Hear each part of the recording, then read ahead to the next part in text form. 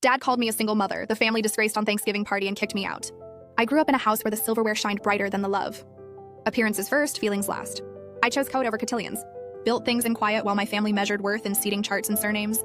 Then I had my daughter. Her father vanished, I stayed. I finished school with a baby on my chest and a laptop on my knees. They called it a mistake. I called it a beginning. Thanksgiving was supposed to be a reset. I brought the expensive wine, the careful gifts, the practiced smile. The door opened and I was greeted the way you greet a delivery.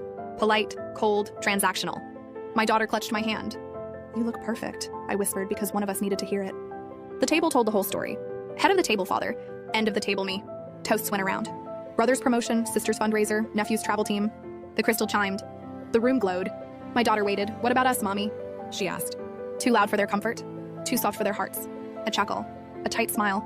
Consistency has its merits, father said as if I were a stain that wouldn't wash out in the accident. A careless elbow, a shattering bowl, a small gas. My daughter flinched. The crystal hit the floor. Blame landed on the easiest target. "This," father declared, voice slicing the room into, "is what happens without a proper family."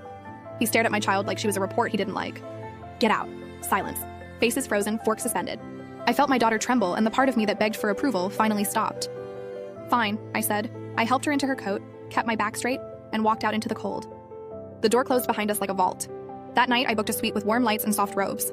We ate room service pie in bed. My daughter fell asleep with sprinkles on her lips. I stared at the ceiling, and for once, I didn't cry. I made 3 phone calls. Calm, surgical, vinyl, terminate, dissolved clothes. Then I slept like someone who finally chose herself. Morning brought the first ring, brother. Weird day. All my angel investors pulled out. Any idea what's going on? I stirred my coffee. Tough market, I said. Another ring, sister. The kids' scholarships just evaporated. Can foundations do that mid-year? I looked at my daughter coloring dinosaurs at the window. Sometimes things change, I answered. Hours later. Mother, the mortgage, the notices, the panic. Your father says it must be a mistake. Maybe call the bank, I said gently. Then I packed our bags for the beach. We flew south. The air softened. My daughter laughed in waves. I set up a new office with windows full of sky. I didn't post about it. I didn't tell anyone. I just lived. A week later, father finally called. No greeting, no small talk, just fear and a voice I'd only ever known as steel. "Something's very wrong. Payments we thought were handled aren't handled. Your brother's backing vanished. Your sister's tuition came due. It's like someone is dismantling us." I walked out to the balcony and watched the tide erase footprints. Or I said, "It's like the scaffolding finally came down." "What scaffolding?" He snapped. "The kind that holds a house up when the beams are rotten." I said, "The kind you never noticed because it was invisible and convenient. A beat wind distant gulls." "Where do you think the money came from after your losses?" "The mortgage that stayed mysteriously current. The investors who always arrived right on time. The scholarships that appeared when the tuition didn't.